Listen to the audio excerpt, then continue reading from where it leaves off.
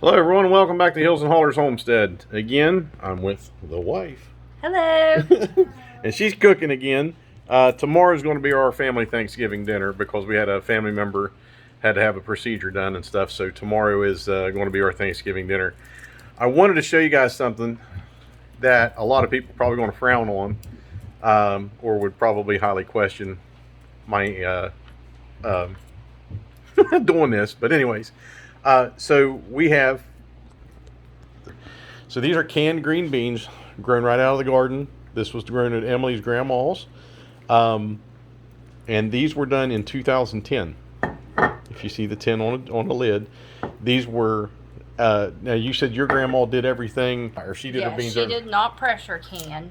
The way she did her beans is she had a big wash tub, and you would can all your jars, and then she boiled everything in the wash tub over an open fire for like 3 hours. She didn't like pressure canners, and in that big wash tub she could do, I think it was 28 quarts is what she could get in that wash tub. So when she was canning for the whole family, at one point there was 9 of them in the household. So 28 quarts is a lot to get done at one time versus a conventional pressure canner that will only do 7 quarts. So that's the reason why she did it that way. She's done it that way. She, like in previous videos, she would have been 100 this year if she was still alive. So she started doing canning stuff from the time she was a little girl with her mom. So that's not the way that a lot of people recommend to do green beans, but she's done it like that. They've always turned out wonderful, never had a problem. So it's a little unconventional, but that's the way she always did them. Now, did she, being done on a fire in a big wash tub like that, were they, and not being pressure canned, were they done for a longer period? They were done for like 3 hours. So 3 hours. Yeah, she boiled them. They had a big, I always joked when I was a kid that she was a witch out there with her cauldron pot. Because it was a big, huge, like galvanized wash tub, a big wash tub that they had up on blocks that they built a big fire under, and you sat out there for 3 hours in August when it was 130 degrees out and built a fire. And that's how she did her green beans. She did them like that from before I was born until right before, the summer before she died. She had done them. So, and my aunts still do it that way. So nobody pressure can. So there you go. It's tradition. It was done. It's tried and true methods, and none of them ever got Listeria, E. coli, Salmonella, or any of that other stuff out of their own gardens, which we know seems to be a big national trend. That we're constantly, almost every other week now, we're seeing headlines and stuff where there's a recall on spinach, there's a recall on this, there's a recall on that for some type of contamination in infectious process and stuff. So the reason I want to do this is I'm showing you guys, this is stuff you can do at home. And this is stuff that you can do to preserve your own food. You okay? Go down the wrong pipe, did it? This is stuff you can do for yourself. This stuff is 11 years old. And there's a lot of people who wouldn't touch it past a year. If this was a 10-year-old metal can. Here, let's get... Okay, so if this was a 10-year-old metal can off of a store shelf, as long as it wasn't rusted, seal is still. It's still sealed. Maybe. Okay, so there you go. All right, so the liquid is still clear. The greens still look, the beans still look fresh, absolutely fresh.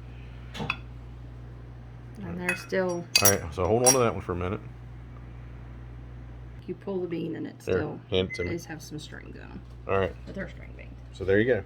There's part of that green bean. Perfect. Oh, man. Always did love these right out of the garden. So there you go. Like I said, 11 years in the can. There's a whole one. And look at that. It still holds itself up. It's not all mushy and God, the words I'm going to use here. It's not all limp and mushy. But it's still, oh my goodness. That's why you can sit there and just eat them straight out. You can, and that's it. You stand and just eat these right out of the jar, and they're so good. Better than anything you're going to buy in a store. Just right out of the can like that, they're fantastic. So Emily, the way that she does her green beans, when she cooks them, is she cuts up some bacon, puts some bacon in a skillet, gets it going, and then a little bit of onion and garlic in the pan, and then throws the green beans in and cooks it with the bacon, the onions, and the garlic. And oh my God, the best thing on the planet. But that's what I want to show you guys. The food security that you have when you do your own food preservation, you do it the right way. Even if you do it in unconventional ways that aren't widely accepted, proof right there. And you know, nobody ever got sick off of it. It's 11 years old. 2010. Every jar of it that we have. The reason these are so old is because we built the house in 2013, and all of this stuff got packed away and just kind of got shuffled in a box down in the it got basement. shuffled in some boxes downstairs and stuff. And as we've been going through things and have the Discovered stuff, them this summer when I cleaned out the pantry, making room for everything that I can this summer. yep. So they've been down there for a little while, but they're still good. All right, I'm gonna. I usually try to keep stuff rotated, but you know, had 2 babies right in a row, and that was kind of well, not right in a row. About the time we got the one to start to sleep, the other one came along. And that's the truth. There you go. That's the truth. But there you go. There's another one. Oh, perfect. Don't eat them all before Perfect. I cook them. So, if you can, you need to get to canning. If you don't can, you need to learn how to can. These are things that's going to be very important for food security, food preservation. And like I said, there you go. It's 11 years old. It's been put away in a box until just this past summer. And we pulled them out, put them on a shelf, and they're still... Look at here. That fluid is clear. That's on the outside of the jar, by the way. That little mess right there, whatever that is, that's on the outside of the jar. Just as green as can be, as they were the day that they were canned. Big thing's always check your lids and your seals. Yes. You open a jar and it doesn't pop off, or the lid comes up real easy, or if you can tell when you smell them, throw them away. That's your big thing. You know, your nose is going to be the first thing that tells you. If you open a jar that's turned bad, you'll know it. And don't eat it. Don't take any chances. Just trash it. Yeah. But most of the time, if your lids are still tight, if they look okay, tomatoes sometimes they'll get a little bit of black, like on the seeds. But green beans, most of that stuff is all.